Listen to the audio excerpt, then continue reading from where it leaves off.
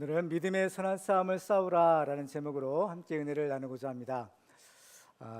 느헤미야가 이제 하나님의 마음을 품었을 때 그는 무너진 예루살렘 성벽을 재건하는 것이 자기의 사명이라는 것을 깨닫게 되었습니다.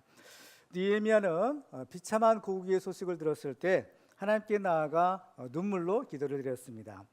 마침내 하나님께서 그 왕의 마음을 주장하셔서 그 느헤미야는 고국으로 돌아가 예루살렘 성을 재건할 기회를 얻게 됩니다.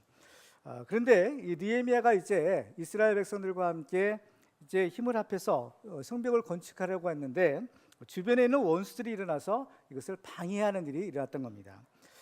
왜 하나님 일을 하려고 하는데 이렇게 어려운 일이 생기는 것일까요? 우리가 하나님의 말씀을 통해서 알 수 있는 비밀이 있는데 그것은 바로 이 하나님의 역사가 진행될 때에는 반드시 이 사단의 방해가 있다라는 사실입니다. 그래서 하나님의 일이 진행될 때 오히려 이 방해하는 역사가 없다면 그것은 이상한 일이라고 볼 수가 있을 것입니다.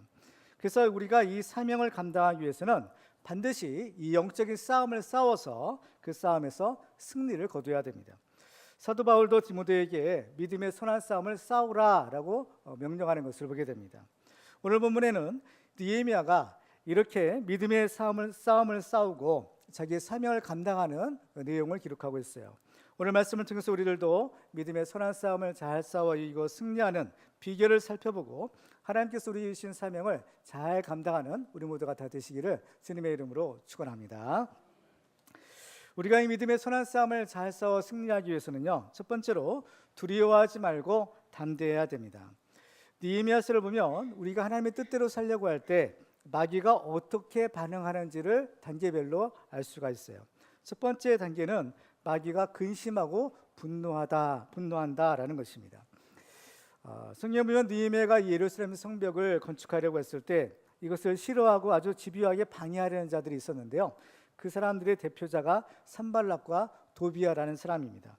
그 당시 산발랏은 이 사마리아 지역을 다스리는 총독이었고 이 도비야는 요단 동쪽 지역을 다스리는 총독이었습니다.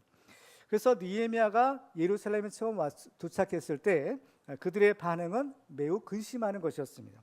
느헤미야 2장 10절 보시면 호론 사람 산발랏과 종이었던 암몬 사람 도비야가 이스라엘 자손을 흥화하게 하려는 사람이 왔다함을 듣고 심히 근심하더라라고 했어요. 이 사람들은 성벽이 재건되고 이제 이스라엘이 강하게 되면 그들에게 위협이 될 것이다라고 생각했던 것입니다. 이와 같이 우리가 하나님의 뜻대로 살려고 하게 되면 마귀도 긴장하고 또 마귀가 근심하기 시작한다라는 것입니다. 원수들의 또 하나의 반응은 화를 냈다라는 사실입니다. 이 도비야와 산발랏은 어떻게 했든지 예루살렘 성벽 공사를 회방하고 중단시키고자 했습니다. 실제로 이들의 방해로 인해서 예루살렘 성벽 건축 공사가 무려 13년 동안이나 중단되었던 일이 앞부분에 있었던 겁니다. 그런데 느헤미야가 와서 그 성벽을 다시 건축하려고 하자 그들은 크게 분노합니다. 오늘 본문 1절을 보시면 산발랏이 우리가 성을 건축한 다음을 듣고 크게 분노하여 라고 했어요. 또 오늘 본문 7절에도 보시면 산발랏과 도비야와 아라비아 사람들과 암몬 사람들과 아스도 사람들이 예루살렘 성이 중수되어 그 허물어진 틈에 메꾸어져 간 다음을 듣고 심히 분노하여 라고 기록하고 있습니다. 우리가 하나님의 선한 일을 하려고 하면 산발랏과 도비야와 같은 대적들이 일어나 크게 분노하며 우리를 회방한다라는 것을 우리가 예측해야 됩니다. 그래서 우리들은 이 하나님의 뜻대로 순종할 때 우리는 하나님을 기쁘시게 하는 사람이요 또 마귀를 근심시키는 사람이 될 수 있다라는 것을 여기서 알 수 있어요. 두 번째 마귀의 반응은 조롱과 비웃음입니다. 오늘 1절로 3절 보시면요, 산발랏이 우리가 성을 건축한 다음을 듣고 크게 분노하여 유다 사람들을 비웃으며 자기 형제들과 사마리아 군대 앞에서 일러 말하되 이 미약한 유다 사람들이 하는 일이 무엇인가? 스스로 견고하게 하려는가? 제사를 드리려는가? 하루의 일을 마치려는가? 불탄 돌을 흙 무더기에서 다시 일으키려는가 하고 암몬 사람 도비야는 곁에 있다가 이르되 그들이 건축하는 돌 성벽은 여우가 올라가도 곧 무너지리라 하더라라고 기록합니다. 마귀가 잘하는 특기 가운데 하나가 바로 조롱하고 비웃는 것을 잘하는 것입니다. 마귀가 왜 우리를 비웃고 조롱할까요? 그것은 바로 우리가 잘 되는 것을 시기하고 질투하기 때문입니다. 하나님께서 우리를 사랑하시고 우리에게 복 주시는 것을 마귀는 절대로 좋아하지 않는 겁니다. 오히려 이것을 배합하고 시기하고 질투하는 것이 마귀의 일인 겁니다. 따라서 우리들은 다른 사람이 잘 되는 것을 시기하고 질투하는 것이 아니라 오히려 격려해주고 축하해줘야 되는 겁니다. 그래서 우리는 이 마귀의 도구로 쓰임받는 자가 아니라 하나님의 거룩한 도구로 쓰임받는 하나님의 일꾼이 되어야 되는 겁니다. 세 번째 마귀의 반응은 이제 위협하고 협박하는 단계입니다. 오늘 8절에 보면 다 함께 꾀하기를 예루살렘으로 가서 치고 그것을 요란하게 하자라고 말합니다. 이러한 마귀의 위협과 협박은 사람들을 두렵게 하는 겁니다.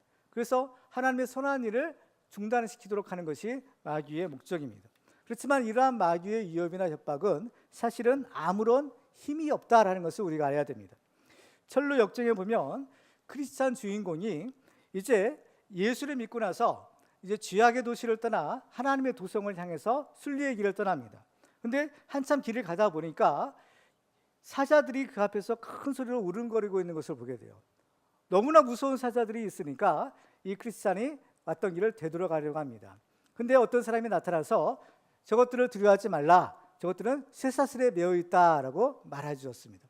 그래서 이 크리스찬이 자세히 보니까 정말 저 사자들은 튼튼한 쇠사슬에 묶여서 바로 으르렁거리고 있지만 바로 그 길 가운데로만 잘 가면 바로 사자들의 이빨이 미치지 못한다라는 것을 발견하고 이 크리스찬이 바로 조심조심 그 사자들 사이를 지나가서 천성을 향해서 갔더라라는 그러한 내용이 이 철로 역정에 기록되는 것을 보게 됩니다. 성경에 보면 마귀가 우는 사자처럼 우리를 삼킬 자를 찾는다라고 말합니다. 그렇지만 우리가 두려워하지 않을 것은 바로 저들의 위협과 협박은 우리에게 아무런 해를 줄 수도 없다라는 사실이기 때문인 겁니다. 왜냐하면 바로 하나님이 우리와 함께 하시고 하나님이 허락이 없으면 우리는 머리털 하나 상할 수 없기 때문인 것입니다. 따라서 이 마귀의 포효와 위협은 마치 종이 호랑이와 같은 것입니다. 그렇기 때문에 우리들은 이러한 마귀의 위협과 협박에 속지 말아야 하는 것입니다. 그러면 우리는 이러한 마귀의 공격에 대해서 과연 어떻게 대처를 해야 될까요? 첫 번째로는 우리는 두려워하지 말아야 됩니다.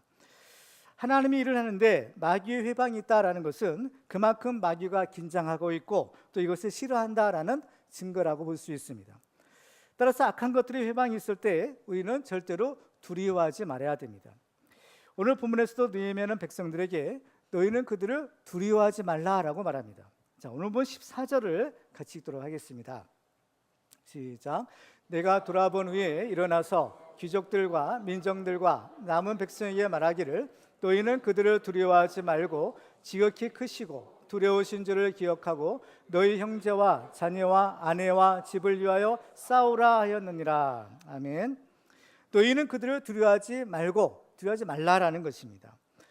우리가 하나님 일을 할 때에 때로는 두려운 생각 또 무서운 생각이 들 때가 있습니다. 왜냐하면 우리도 사람이기 때문인 거죠. 그렇지만 두려워하는 마음은 절대로 하나님께서 주신 마음이 아니다라는 것을 알아야 됩니다. 디모데후서 1장 10절에 보시면 하나님이 우리에게 주신 것은 두려워하는 마음이 아니요 오직 능력과 사랑과 절제하는 마음이다라고 기록하고 있는 것입니다. 정말 우리가 두려워해야 될 것이 있는데 그것은 바로 우리가 하나님의 말씀대로 살지 못하고 현실과 타협하며 또 정말 이 하나님의 능력을 의심하는 것입니다. 그래서 마태복음 10장 28절에는 주님께서 우리가 무엇을 두려워하지 말고 또 누구를 두려워해야 되는가를 말씀해 주세요.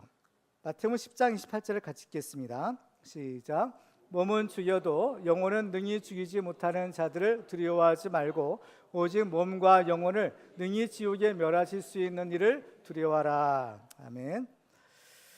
따라서 우리가 마땅히 두려워해야 될 하나님을 두려워하게 되면 사람이든지 다른 어떤 것이든지 우리는 두려워하지 않을 수 있는 것입니다. 잠언 29장에 보면 사람을 두려워하면 올무에 걸리게 되거니와 여호와를 의지하는 자는 안전하리라 라고 말씀하고 있습니다. 따라서 하나님을 믿는 우리들은 두려워할 필요도 없고 또 두려워해서도 안 되는 것입니다. 왜냐하면 하나님께서 우리와 함께 하시고 우리를 위해서 싸워주시기 때문인 겁니다. 그래서 사도 바울은 만일 하나님이 우리를 위하시면 누가 우리를 대적하리요? 라고 담대하게 외쳤던 것입니다. 우리가 싸우는 이 싸움은 우리의 싸움이 아니라 바로 하나님의 싸움인 것입니다.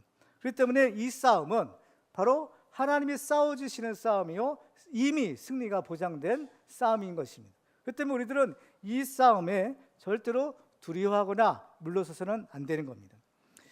우리는 비록 연약합니다. 우리는 부족합니다. 우리는 능력도 많이 없어요. 그렇지만은 중요한 사실은 하나님이 우리와 함께 하신다, 하나님이 우리를 도와주신다, 하나님이 우리를 지켜주신다, 하나님이 우리를 위해서 싸워주신다, 하나님이 우리를 책임져 주신다, 이 사실이 중요한 겁니다. 그렇죠? 그래서 이사야 41장 10절에 보면 이렇게 말씀합니다. 같이 읽도록 하겠습니다. 시작. 두려워하지 말라, 내가 너와 함께함이라. 놀라지 말라, 나는 네 하나님이 됨이라. 내가 너를 굳세게 하리라. 참으로 너를 도와주리라. 참으로 나의 의로운 오른손으로 너를 붙들리라. 아멘. 이 말씀이 하나님께서 우리에게 주시는 말씀이 되기를 주님의 이름으로 축원합니다. 두려워하지 말라, 놀라지 말라, 내가 너와 함께함이라. 내가 정녕 너를 도와주리라. 내가 너를 책임져 주리라. 주님 말씀하시는 것. 이 고백이 바로 우리의 고백이 되기를 주님의 이름으로 또한 축원합니다. 그 다음에 하나님의 일꾼들은 이제 두려워하지 않는 데서 더 나아가서 이제 담대해져야 됩니다. 하나님께서는 여호수아에게 강하고 담대하라 라고 명령하세요. 여호수아서 1장 9절을 같이 읽도록 하겠습니다. 시작. 내가 내게 명령한 것이 아니냐, 강하고 담대하라. 두려워하지 말며 놀라지 말라. 내가 어디로 가든지 네 하나님 여호와가 너와 함께하느니라 하시니라. 아멘. 강하고 담대하라. 두려워하지 말라, 놀라지 말라라는 겁니다. 왜? 내가 너와 함께해 주겠다는 겁니다. 내가 너를 도와주겠다.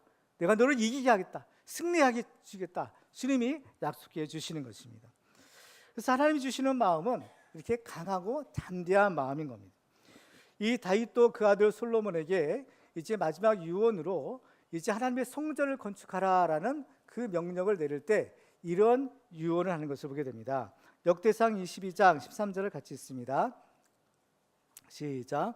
그때 내가 만일 여호와께서 모세를 통하여 이스라엘에게 명령하신 모든 규례와 법도를 삼가 행하면 형통하리니 강하고 담대하며 두려워하지 말고 놀라지 말지어다. 아멘. 이 성전을 건축한다라는 것은 이건 아무나 할 수 없고 또 이것은 굉장히 어려운 일입니다. 아주 큰 대역사인 겁니다. 이를 위해서 다윗이 이 성전을 건축하고자 했지만 하나님이 허락하지 않으셔서 그의 당대에는 성전을 건축하기 위한 많은 재료들을 준비해 놓았어요. 그렇지만 이제 이 일을 막상 그 아들 솔로몬이 해야 되는데 솔로몬이 생각할 때 정말 이 엄청난 일을 내가 어떻게 할 수 있을까 두려운 마음에 들 수 있는 겁니다. 그렇지만은 바로 이 다윗은 그 솔로몬에게 두려워하지 말라, 놀라지 말라, 걱정하지 말라는 겁니다. 왜? 이 일은 하나님이 원하시는 것이고 또 하나님이 하시는 일이기 때문에 너는 반드시 이것을 해낼 것이다. 그렇기 때문에 강하고 담대하라. 바로 이 말씀을 주시는 겁니다. 우리가 해야 될 일이 아무리 힘들고 어려운 일이라 할지라도 이 일이 하나님의 일이라면, 하나님이 원하시는 일이라면 일은 반드시 이루어지는 겁니다. 그때 우리들은 이러한 어려움들이 예상이 될지라도 두려워하거나 우리가 무서워하지 말고 강하고 담대한 믿음으로 하나님의 일을 해야 되는 것입니다. 따라서 우리가 무슨 일을 만나더라도 우리는 두려워하지 말고 지극히 강하고 담대하여 이 영적인 싸움에서 승리하는 우리 모두가 되기를 주님의 이름으로 축원합니다. 두 번째로 우리가 이 믿음의 선한 싸움에서 승리하기 위해서는 주님을 기억하고 기도해야 됩니다. 느헤미야는 백성들에게 주님을 기억하라라고 말해요. 자, 14절을 다시 한번 보시면요. 내가 돌아본 후에 일어나서 귀족들과 민장들과 남은 백성에게 말하기를 너희는 그들을 두려워하지 말고 지극히 크시고 두려우신 주를 기억하고 라고 말합니다. 주를 기억하라는 겁니다. 어떤 주를 기억하느냐? 지극히 크시고 두려우신 주님을 기억하라라는 겁니다. 지극히 크시고 두려우신 주님이라는 표현은 하나님께서 이스라엘 백성들을 애굽에서 구원해 내신 그 하나님, 그 구원의 하나님을 가리켜 지극히 크시고 두려우신 주님이다라고 표현하는 겁니다. 그래서 신명기 5장 15절에 보면 바로 이렇게 말씀합니다. 우리 같이 읽습니다. 시작. 너는 기억하라. 내가 애굽 땅에서 종이 되었더니 내 하나님 여호와가 강한 손과 편팔로 거기서 너를 인도하여 내었나니 그러므로 내 하나님 여호와가 내게 명령하여 안식일을 지키라 하느니라. 아멘. 애굽에서 종되어서 안식을 모르던 이스라엘 백성들에게 하나님께서 크신 손과 강한 팔로 그들을 구원해 내시고 그들에게 안식을 주시는 겁니다. 이 안식을 지키라. 바로 이것이 우리가 주일날 주일을 성수하는 거예요. 우리가 주일날 주님 앞에 나와 예배 드릴 때마다 우리를 구원하신 하나님의 그 크신 능력을 우리가 기억하고 하나님께 감사를 드리는 것입니다. 이렇게 크고 두려우신 하나님을 우리가 기억할 때에 우리는 이 영적인 전쟁에서 승리할 수가 있는 것입니다. 그래서 모세가 이스라엘 백성들이 장차 요단강을 건너 가나안 땅에 들어가서 그들과 가나안 족속들과 싸움을 하게 될 때에 그들을 두려워하지 말고 하나님을 기억하고 이 싸움을 싸우라라고 명령합니다. 비록 그들이 싸워야 될 가나안 족속들은 크고 두려운 족속이요, 숫자가 많은 족속이요, 키가 크고 힘이 강한 족속들인 겁니다. 그러나 그들을 두려워하지 말라라고 말씀합니다. 신명기 7장 21절을 같이 읽겠습니다. 시작. 너는 그들을 두려워하지 말라. 너희 하나님 여호와 그 크고 두려운 하나님이 너희 중에 계심이니라. 아멘. 애굽의 바로와 애굽의 강한 군대들을 애굽에 수장시키신 그 하나님, 바로 크고 두려우신 그 하나님, 그들을 애굽에서 구원해내신 하나님이 이제 가나안 족속과의 싸움에서도 너희들을 이기고 승리하게 하시리라라는 것입니다. 예수 그리스도는 어제나 오늘이나 영원토록 동일하시다라고 말씀합니다. 과거에 이스라엘 백성들을 구원하시고 이스라엘 백성들을 가나안 땅으로 인도하신 하나님, 모든 전쟁에서 이기고 승리하신 하나님이 오늘날 살아계신 우리가 믿는 하나님이신 줄 믿으시기 바랍니다. 그 하나님이 지금도 우리와 함께 하셔서 강하고 담대하라, 놀라지 말라, 두려워하지 말라, 내가 너와 함께합니다. 내가 너와 함께하리라, 내가 너를 도와주리라, 너를 이기게 하리라, 승리하게 하리라, 이루리라 말씀하시는 겁니다. 그래서 우리들은 이 크고 두려우신 하나님을 기억해야 됩니다. 그리고 기억하고 또 뭘 해야 되느냐? 이제 그 하나님께 기도하는 것입니다. 오늘 본문에 보면 느헤미야가 하나님께 이렇게 기도하는 장면이 있습니다. 오늘 보면 4절과 5절을 같이 읽겠습니다. 시작. 우리 하나님이여 들으시옵소서. 우리가 업심여김을 당하나이다. 원하건대 그들이 욕하는 것을 자기들의 머리에 돌리사 노략거리가 되어 이방에 사로잡히게 하시고 주 앞에서 그들의 악을 덮어두지 마시며 그들의 죄를 도말하지 마옵소서. 그들이 건축하는 자 앞에서 주를 노하시게 하였음이니이다. 그렇습니다. 여기서 보면 이 느헤미야의 기도의 특징을 발견할 수 있는데요. 첫째는 이 원수들의 회방이 자기들의 개인에 대한 것으로 보지 않는다라는 겁니다. 왜냐하면 바로 자기들은 지금 하나님의 일을 하고 있기 때문인 겁니다. 따라서 하나님의 일을 하고 있는 이스라엘 백성들을 비방하고 욕하는, 회방하는 저들은 곧 하나님에 대한 회방과 대적하는 것이다 라고 보고 있는 것입니다. 그래서 느헤미야는 그들의 악이 주를 노하시게 하였나이다 라고 말하고 있는 것입니다. 우리가 하나님 일을 하게 되면 바로 우리는 하나님의 편에서 하나님 우리와 함께 하시는 은혜를 입을 수 있는 겁니다. 그렇기 때문에 하나님의 자녀, 하나님의 백성된 우리들을 해야 하는 자들은 곧 하나님을 대적하는 자가 되게 되는 겁니다.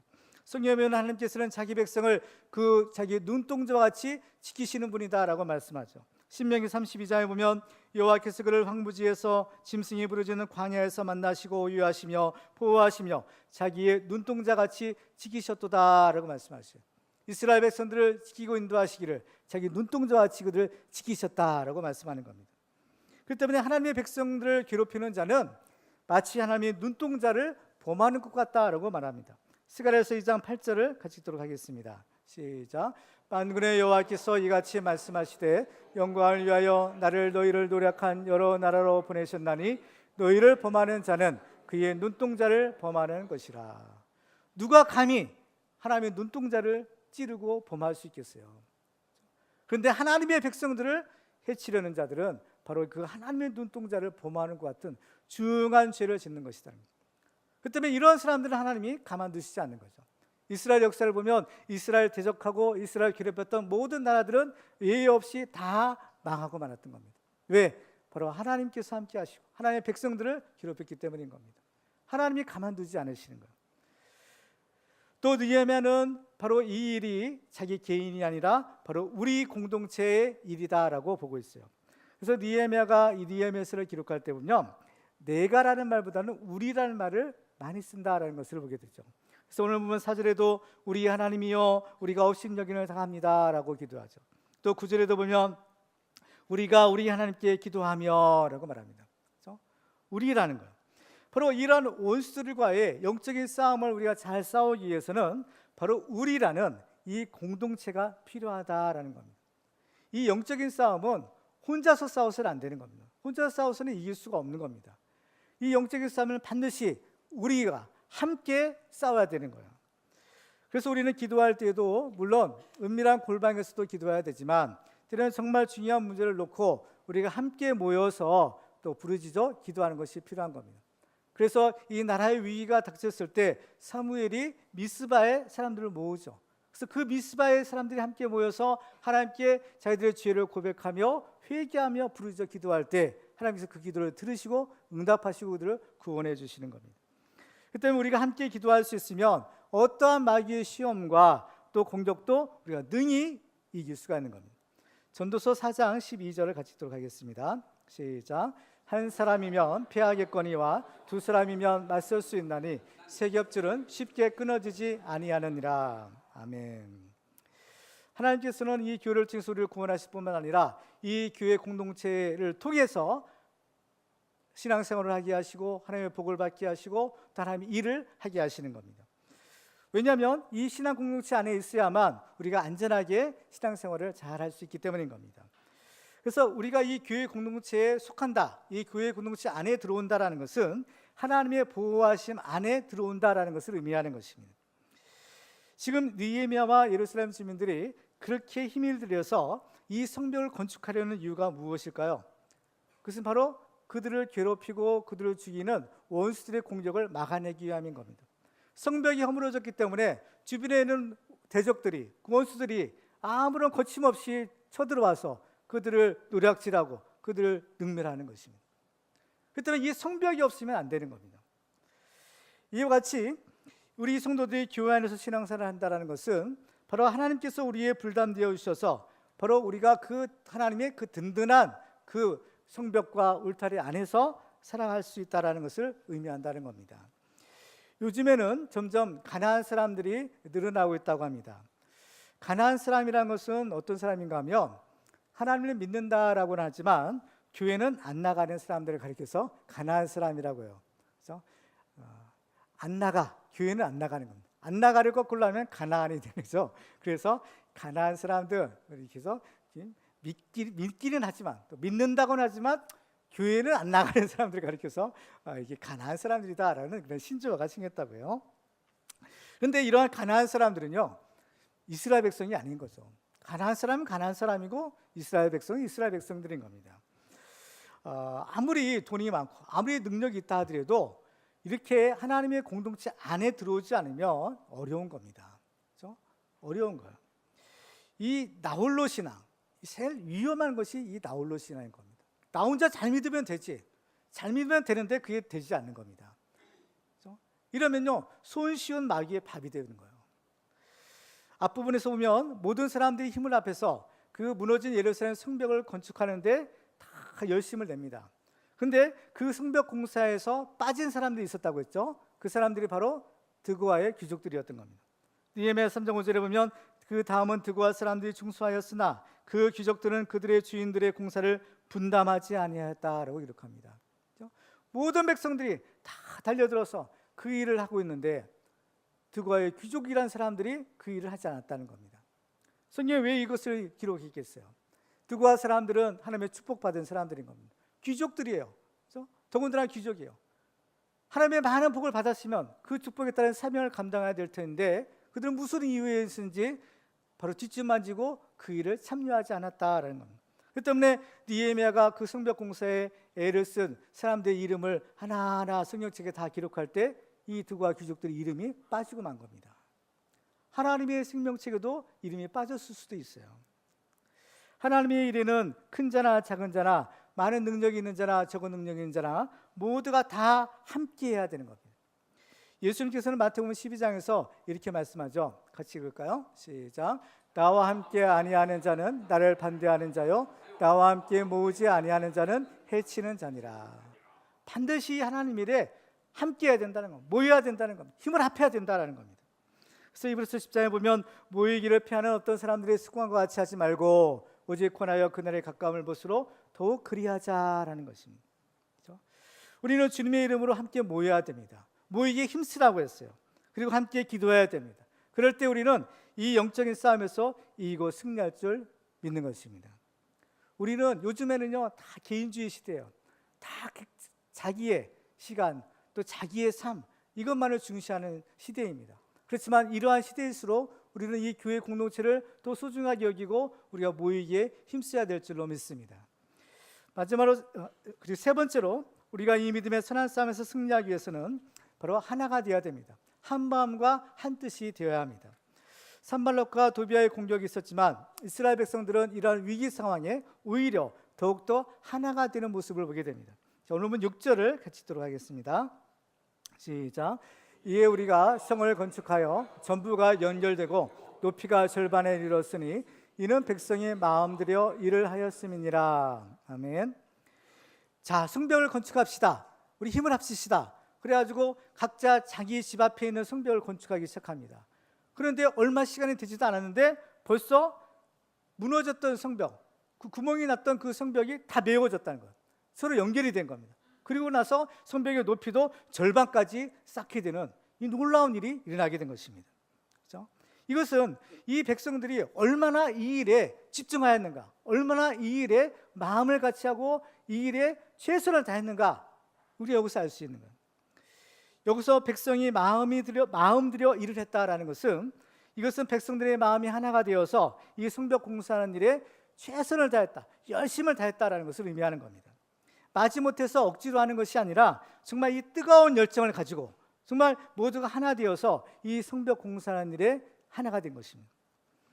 그 때문에 아무리 불가능해 보이고 어려운 일이라 할지라도 하나가 된다면, 지도자를 중심으로 온 백성들이 한 마음 한 뜻이 되면 어떤 일도 해낼 수 있는 것입니다. 결국 이 예루살렘 성벽 공사가요 2달도 안 되는 52일 만에 완공이 돼요. 무려 140년 동안이나 무너져 있던 성벽입니다. 아무도 이것은 할 수 없다, 이건 불가능한 일이다라고 했던 일이에요. 그런데 이것이 2달도 안 돼서 재건이 된 겁니다. 기적이 일어난 거예요.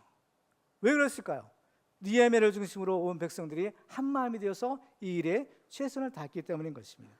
하나가 되기만 하면 위대한 하나님의 기적의 주인공이 될 수 있다, 이것을 우리가 여기서 발견할 수 있는 것입니다.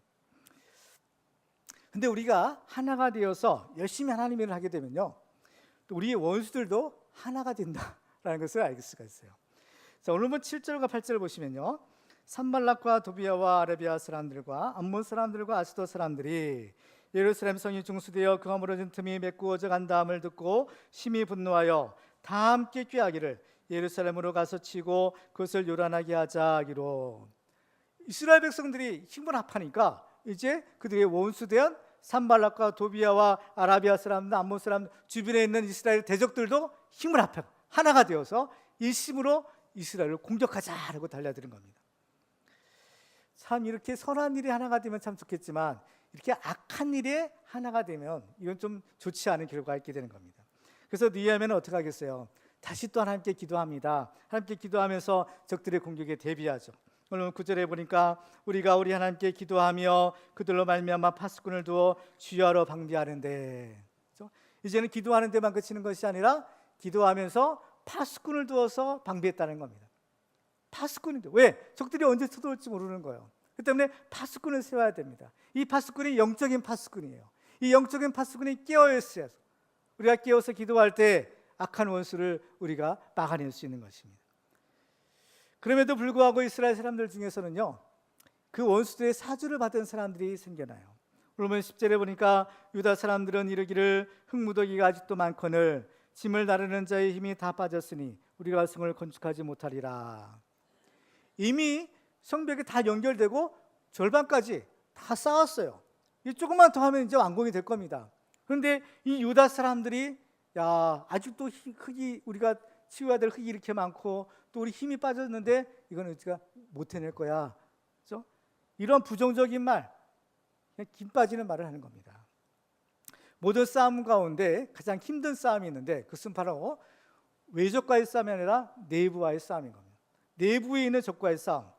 이것이 사실은 더 어려운 거예요. 산발락과 도비아는 바깥에 있는 사람들이에요. 그러나 지금 이러한 부정적인 얘기를 하는 사람들은요, 성 안에 있는 유다 사람들이었다는 겁니다.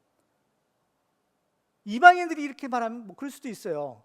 그렇지만 이 얘기를 누가 하는 겁니까? 유다 사람들이 했다는 겁니다. 게다가 바깥에 있는 원수들은 협박을 하고 있어요.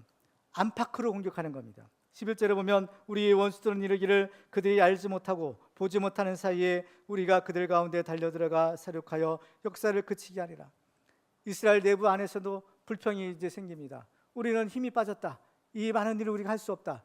이런 부정적인 얘기들이 하고 바깥에서는 또 그 원수들이 달려들어 공격하겠다. 무너뜨리겠다. 이런 협박을 합니다. 마귀의 전략은 우리를 위협하고 겁을 주어서 바로 혼란에 빠뜨리고 분열시키고 하나님의 일을 중단시키려는 것이에요. 그런데 많은 사람들이 이 전략에 말려드는 겁니다. 12절에 보면 그 원수들의 근처에 거주하는 유다 사람들도 그 각처에서 와서 10번이나 우리에게 말하기를 너희가 우리에게로 와야 하리라 라고 말합니다. 유다 사람은 유다 사람인데 원수들의 근처에 사는 유다 사람이라고 했어요. 그러니까 겉은 유다 사람인데 속은 그 원수들의 영향력을 받은 사람들, 그 원수들에게 물든 사람들인 겁니다. 그렇기 때문에 그 속은 철저하게 뼛속까지 원수들의 생각으로 가득 찬 사람인 겁니다. 그래서 그들은 무려 10번이나 그 원수들의 대변인이 되어서 이스라엘을 위협하는 짓을 했던 것입니다. 그때 우리들은 영적인 분별력을 가지고 저들의 정체를 꿰뚫어 볼 줄 알아야 됩니다. 저들은 마치 양의 탈을 쓴 이리와 같은 존재들인 거예요. 성경에 보면 포도원을 하는 작은 여우를 잡으라라고 말합니다. 아가서 2장 15절에 보면 우리를 위하여 여우 곧 포도원을 하는 작은 여우를 잡으라. 우리의 포도원에 꽃이 피었습니다 라고 말합니다. 힘이 없어 보이는 작은 여우이지만 이것을 그냥 두면 꽃이 피어있는 포도원을 다 망치게 되는 겁니다. 그래서 결국 그 포도원에 결실을 할 수가 없게 되는 거예요. 우리의 가정이나 또 우리의 교회나 이러한 신앙 공동체를 허물고 망하게 하는 것들이 있어요. 그것은 큰 대적이 아닌 겁니다. 그것은 바로 이 작은 여우와 같은 바로 이 작은 틈이 바로 우리의 신앙 공동체를 깨뜨리는 겁니다. 이 신앙 공동체를 떨어뜨리는 거예요. 그 때문에 이것들을 우리가 조심하고 주의해야 되는 겁니다. 따라서 우리가 중요한 것은 바로 우리가 성령 충만해서 우리가 하나가 되는 것입니다. 우리의 신앙 공동체가 성령 충만하여 우리가 한 마음 한 뜻으로 하나가 되기만 하면 어떤 외부의 시험과 공격도 능히 이겨낼 수 있고 또 어떤 싸움에서도 우리가 승리할 수 있는 겁니다. 그래서 에베소 4장에 보면 평안에 매는 줄로 성령이 하나 되게 하신 것을 힘써 지키라라고 하셨어요. 그래서 우리들은 정말 성령이 하나 되게 하신 이 교회 공동체와 우리의 가정을 또 이 나라를 힘써 지키는 하나님의 종들이 다 되시기를 주님의 이름으로 축원합니다. 마지막으로 우리가 이 믿음의 선한 싸움에서 싸워 승리하기 위해서는 사명을 위해서 일하면서 싸워야 됩니다. 느헤미야 이스라엘 백성들이 그 원수의 공격에 대비해서 성을 쌓을 때 그들은 이제 한 손으로는 일을 하며 또 한 손으로는 병기를 잡았다라고 하고 있어요. 자, 오늘 본문 16절로 18절을 같이 읽겠습니다. 시작. 그때로부터 내수와 사람들의 절반은 일하고 절반은 갑옷을 입고 창과 방패와 활을 가졌고 민장은 유다 온 족속의 뒤에 있었으며 성을 건축하는 자와 짐을 나르는 자는 다 각각 한 손으로 일을 하며 한 손에는 병기를 잡았는데 건축하는 자는 각각 거리에 칼을 차고 건축하며 나팔 부는 자는 내 곁에 섰었느니라. 아멘. 이전에는 이런 칼이나 창 이런 것들을 가지고 있지 않고 그냥 일만 하면 됐어요. 그렇죠? 성벽사는 일만 집중하면 됐습니다. 근데 이제는 상황이 달라졌어요. 악한 것들이 이제 성벽 공사가 얼마 남지 않았을 때 더 그들도 합심해서 이걸 공격하고 방해하는 겁니다. 그때 우리들은 이것을 이것을 방어하는 바로 이 무기가 필요했더라라는 것입니다. 여기서의 칼과 창과 같은 무기는 하나님의 말씀을 상징하는 것이에요. 사도 바울은 하나님의 전신갑주를 입으라 취하라라고 했을 때 에베소 6장 17절에서 이렇게 말합니다. 구원의 투구와 성령의 검 곧 하나님의 말씀을 가지라라는 것. 하나님의 말씀 이것이 곧 성령의 검이라는 것. 바로 적들의 공격을 우리가 맞서서 싸우려면 무기가 있어야 되는 건데, 이 무기가 뭐냐? 이 영적인 무기가 하나님의 말씀이더라는 건. 이 하나님의 말씀이 성령의 검이 되는 거예요. 하나님의 말씀은 살아있고 활력이 있어, 운동력이 있어, 그죠? 좌우의 낯선 검보다도 더 예리하다고 했어요. 그래서 영과 혼과 및 관절과 고수를 찔러 쪼개기까지 하며라는 겁니다. 바로 이 영적인 싸움에서 이기기 위해서는 바로 이 예리한 날이선 하나님의 말씀, 성령의 검을 우리가 가져야 되는 겁니다. 이 검으로, 하나님의 말씀으로 무장해야 되는 거예요. 일하면서, 한 손을 일하면서 한 손에는 이 병거를 들었다라는 겁니다. 이건 뭐냐? 우리가 일을 하죠. 우리가 하나님 주시는 일을 합니다. 우리의 직장이 있어요. 우리의 사업체가 있어요. 또 우리의 또 공부하는 학교가 있어요. 우리의 가정이 있어요. 또 우리가 일을 해야 되는 겁니다. 그러니까 우리가 일을 하되 바로 하나님의 말씀을 가지라는 겁니다. 그렇죠? 하나님의 말씀으로 무장하라는 거예요. 그래서 우리가 큐티를 하잖아요. 매일 큐티를 하는 거. 이것이 바로 하나님의 말씀으로 무장하는 겁니다. 그렇죠?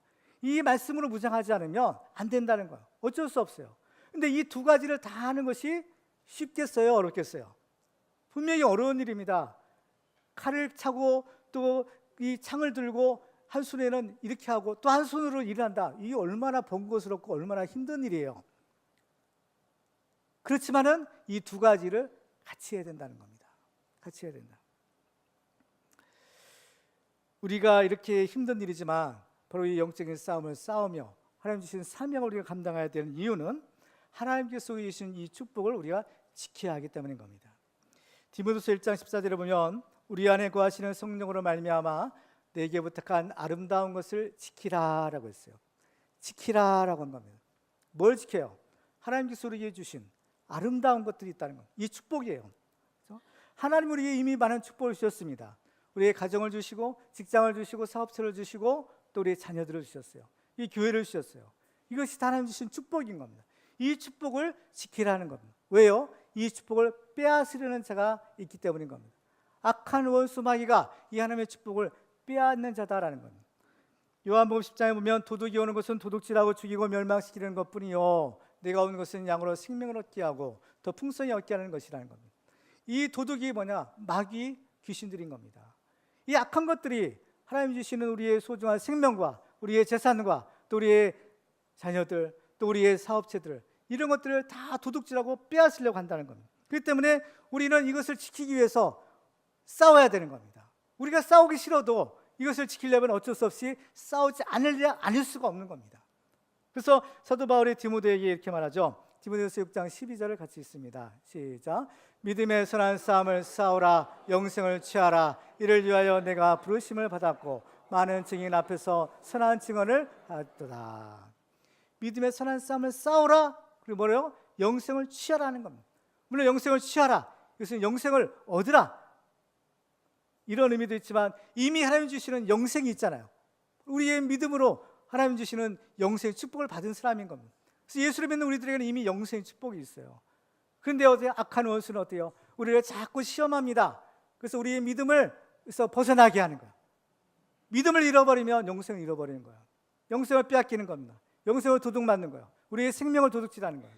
그 때문에 우리의 믿음을 지키라는 겁니다. 믿음을 지키고 영생을 지키라. 하나님의 축복을 지키라는 거예요. 우리의 가정을 지키고 자녀들을 지키라는 겁니다. 따라서 이 싸움은요 다른 사람을 위한 것이 아니라 바로 우리 자신을 위한 겁니다. 왜 이 싸움을 싸워야 되겠어? 우리를 위해서인 겁니다. 오늘 본문에서 느헤미야는 백성들에게 이렇게 말합니다. 오늘 보면 14절을 다시 한번 읽도록 하겠습니다. 시작. 내가 돌아본 후에 일어나서 귀족들과 민장들과 남은 백성에게 말하기를 너희는 그들을 두려워하지 말고 지극히 크시고 두려우신 줄을 기억하고 너희 형제와 자녀와 아내와 집을 위하여 싸우라 하였느니라. 아멘. 누구를 위하여 싸워요?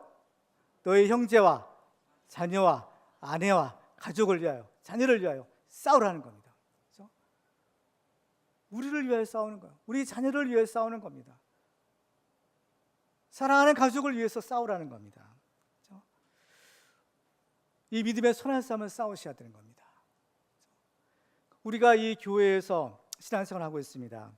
그래서 정말 우리가 믿음의 선한 싸움을 싸운다는 거, 또 주님의 몸된 교회를 위해서 일한다는 거, 정말 우리가 이 주님을 위해서 이 교회를 위해서 시간 들이죠, 재물 들이죠, 또 우리 몸 들이죠. 그렇죠? 정말 우리가 애를 써서 이 교회를 위해서 우리가 일하는 데는 이유가 무엇이겠어요? 물론 직접적으로는 하나님의 교회요, 하나님의 일을 하기 위해서인 겁니다. 결국 하나님께 영광을 돌리기 위한 거예요. 그렇지만 결국에는 하나님께서 이걸 통해서 우리에게 복을 주시고 결국에는 이것이 우리를 위한 것이 되는 것입니다. 결과적으로는 행한 대로 갚으시는 하나님께서는 우리가 주님을 위해서 일하는 모든 수고와 우리의 헌신들을 하나님이 다 갚아주시는 거예요. 마태복음 16장 27절 같이 읽도록 하겠습니다. 시작. 인자가 아버지의 영광으로 그 천사들과 함께 오리니 그때 각 사람이 행한 대로 갚으리라. 아멘. 이 교회를 위하는 것은요, 절대로 남을 위한 것이 아닌 겁니다. 어디 목사님을 위해서 일하는 것이 아니에요.